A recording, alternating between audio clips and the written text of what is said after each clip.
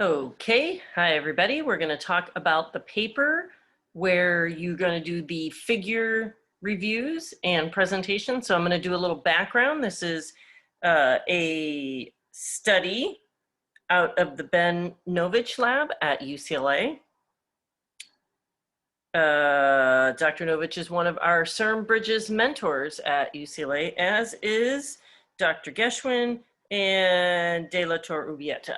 So that's exciting, but what's even more exciting is that our very own graduate students, Jesse and Nada, were part of this study and contributed to this publication during their master's degree. Both now are working on their PhDs. So let's move on. This is about cerebral organoids and Zika virus. So this was very timely when we're dealing with viruses. And so let me just get started and walk you guys through the beginning. So what was their overall hypothesis? So they made human iPSC-derived cerebral organoids to test Zika virus treatments. Because these brain organoids are similar enough to a real fetal brain, which is where we have the problems, right? The microcephaly, usually Zika doesn't do too much damage to an adult brain, but in utero can cause severe birth defects. And right now we don't know what drugs to try to treat infected pregnant women. There are no approved therapies or vaccines to stop this virus infection from really destroying the fetal brain. So that was the hypothesis. They think that these cerebral organoids will act enough like the fetal brain to be useful in choosing drugs to actually treat patients. So a little background. If we know about the human cerebral cortex, right? It's very distinct structural and functional features. So no model organisms meet the criteria for testing because none of them are like our human brain. So, in order to make something that is more like a human brain, that we can trust the results of the study to be similar to what happens in our actual brain, would be to make mini brains or organoids, like we've talked about in class. So there are many different organoid differentiation protocols, and the Novich lab came up with their very own protocol because others were inefficient, and they wanted to make sure it was as similar to a real brain as possible. So that's what this paper is about, actually developing and publishing the organoid development process and then testing the Zika virus infection and treatments and comparing it to the fetal brain. Yes.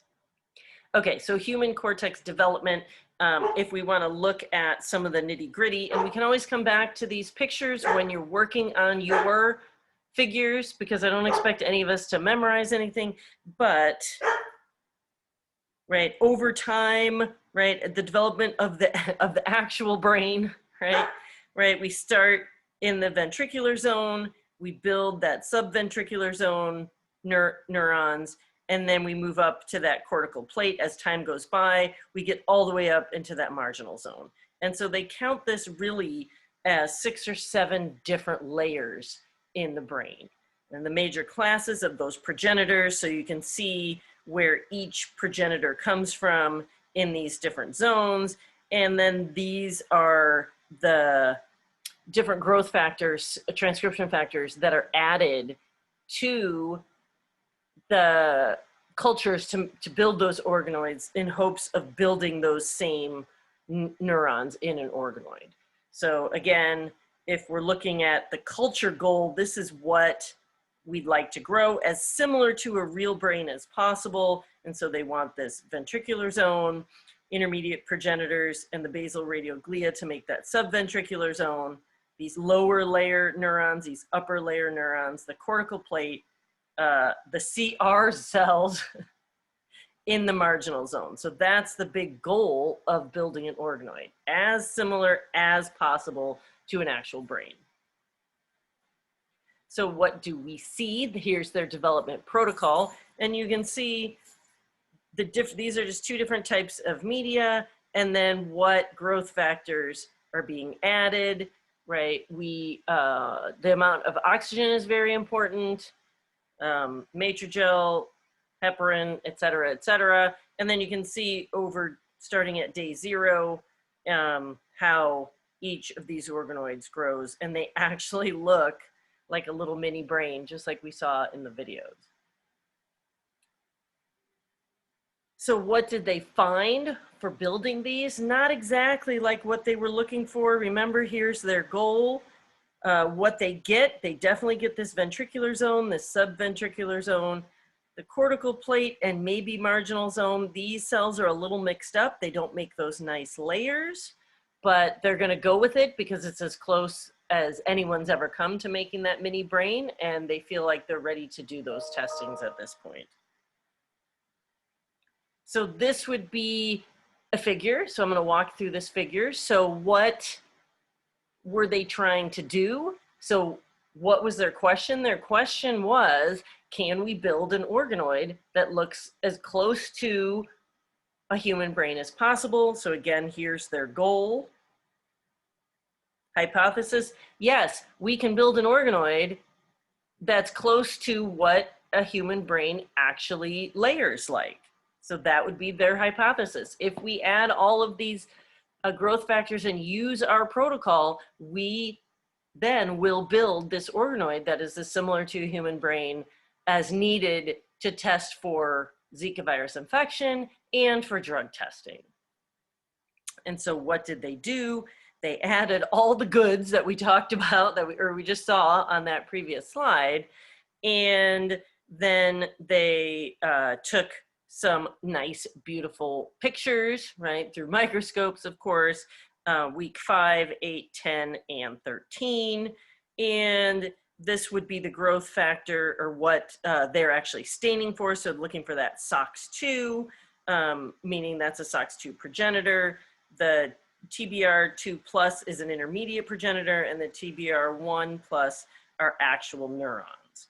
And so you can see they looked at the average number of cells per field that were SOX2 positive, suggesting they were those types of progenitors. So these are these guys in gray, and you can see they are growing up, right, through this.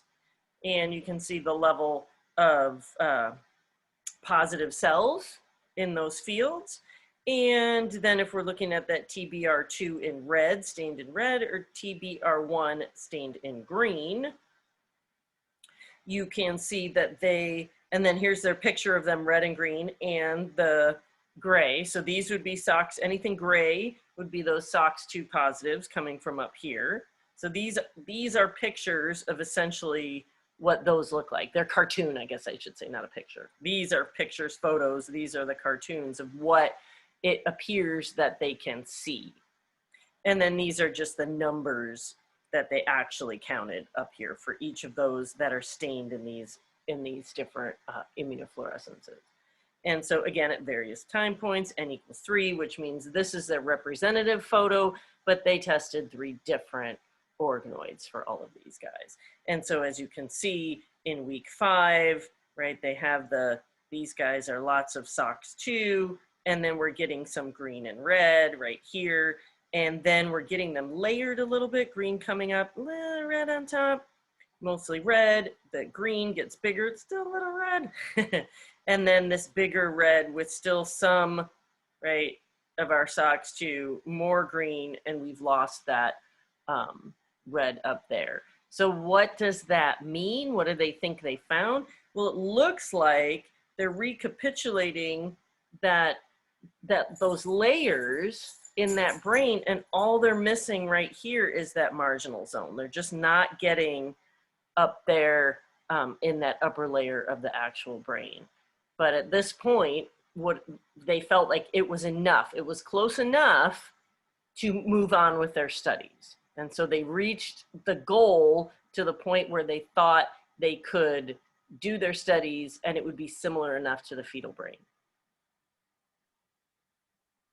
And so the results in words, which I just sort of said, were out there. So they did optimize that organoid culture method efficiently and reliably. So they could do it over and over. It wasn't just one time this worked really well.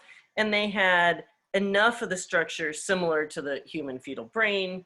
The neurons were actually functional and exhibited network-like activities. We're not going to go through all those figures in this paper. There's lots and lots of figures. I just pulled out the ones we're going to study because they're a little more straightforward. And it demonstrated the utility of this system for modeling effects. So now they can move on and look at Zika virus infection and also therapeutic compounds. So we're going to start with one of their supplementary figures. They didn't put this in the paper, but we're going to go through it. So this figure, this was essentially the figure legend, okay? And then this would be the figure that one group is going to analyze. It's actually two separate experiments and two different techniques. So you'd really want to walk through all the steps: hypothesis, question, what did they do, how did they do it, what did they find, what does it mean, or this, right? And this goes together, and then that same set for that right there. And then we also have real figure 7. Again, the figure legends here. And a group will do this figure. This is one major experiment, but there's 3 different techniques in it. So you're going to have to walk through each one. All the techniques. What's the overall hypothesis of doing this? And then make sure you walk through this, walk through this, walk through this. And then we have, there's 4 different tests they did with this same setup. So there's going to be a group doing each one of those.